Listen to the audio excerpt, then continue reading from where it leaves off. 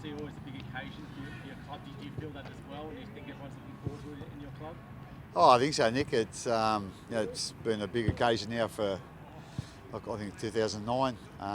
We started the tradition of playing Anzac Day here against the Warriors. So it's a big day for us, and obviously a big day for the Warriors as well. So I think both clubs really look forward, to the game, and I think we all see it as a real honour to be playing our game on Anzac Day. What are you expecting from the Warriors? Do you expect them to lift for the occasion? They usually always do. Yeah, again, there's been some great games here, and some real tough tussles over the years. So we don't expect any different tomorrow. So they've played some really good footy this year at times too, the Warriors. So like I say, we know it's going to be a tough game tomorrow. They were certainly competitive against the Roosters last week. Maybe a few calls didn't go their way. Does it feel like this Warriors team is starting to find its feet this season? Oh, again, I haven't watched every game that they've played, but the bits I've seen, I think their defence has improved, and I think they've still got that attack, and they've always had dangerous players, dangerous ball carriers, and I don't think that certainly hasn't changed. And they've got obviously Sean Johnson there, who's hugely experienced. So I think they're certainly on the way up, the Warriors, without a doubt. That much to make them look a bit more potent, I guess? Oh, I think him and Fanua Blake both do a great job. They're hard guys to handle. They run hard, and they've got a bit of skill about them as well. So those two guys are really important parts of their team.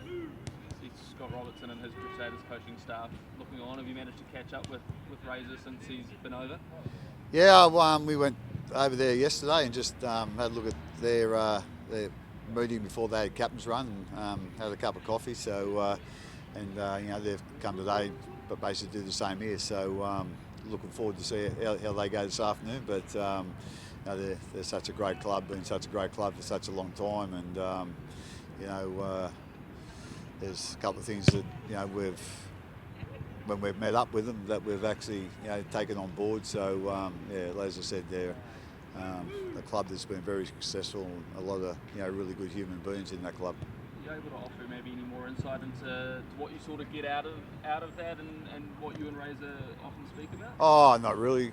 At the end of the day, it's sort of what we see is we'll keep to ourselves, and I imagine Razor's the same with us here. So, but as I said, they've been such a successful club. You have to be a bit disinterested if you went in there and didn't learn a couple of things. Right, you had a few boys out of COVID ISO this week, Jesse and Kenny. How have they come back? Yeah, they were both really different. Jess was, he was in bed for 4 or 5 days, whereas it didn't really affect Kenny at all. So that just seems to be the way COVID is. But they've both trained really good this week.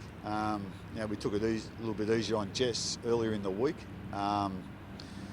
He come back on Thursday, and then Kenny come back on Friday. But Kenny sort of been straight back into it really. But we've taken a little bit more time with Jess, but you think he got through pretty well today. So all's looking good there. Obviously, Cameron Munster, Craig. Obviously, last week he was obviously at his best. I know last year he was a little bit up and down, but do you feel like he's sort of getting back to that his best at the moment? I don't think I've seen much better than last week, to be quite honest. So I'd like to think he's back to his best. Obviously the difficult thing now is being consistent with that. And we all know he's got the ability and the know-how, the physical attributes. So it's just a matter of being consistent now. And as I've said 1,000 times,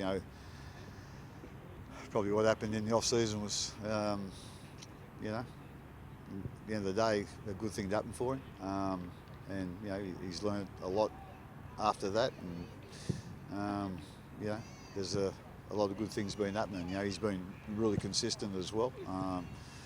Besides, he hasn't had 6 games like he had last week, but no one does that, So, but all the other games he's really got his job done really well, and like I say, this is the most consistent he's ever been.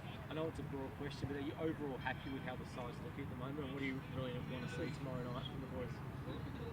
Yeah, I think our effort areas have been great. We've been really good. So we'll be looking for more of that tomorrow. I think we've got a couple of new players in the team, and just finding out ways how to use their strengths. We see that as really important, and we're probably not 100% there yet. But so I think there's still a lot of up in this team, and so we'll keep working hard, and hopefully. As I said, our effort areas have been great, but we think some of the combinations we can even continue to improve on and then go from there. I'm sure you're sick of being asked. Is there any update on your future? Was that decision on the back burner a little bit? Yeah, it's right on the back burner at the moment. So like I say, with all due respect, I think this week's probably been a little bit easier. We had 9-day turnaround, but before that, it was just seemed to be game on game on game. So preparation. So. Hopefully, I know I've said before, hopefully soon. So. He was at the Sharks the last few seasons, but you touched on him already. The Warriors a more potent attacking threat, a more dangerous team with Shaun Johnson in there? Oh, I think without a doubt, his experience and know-how. That's they've got obviously Walsh there, a fullback, a very very talented player, but he's an inexperienced player. I'm sure he's learned a lot of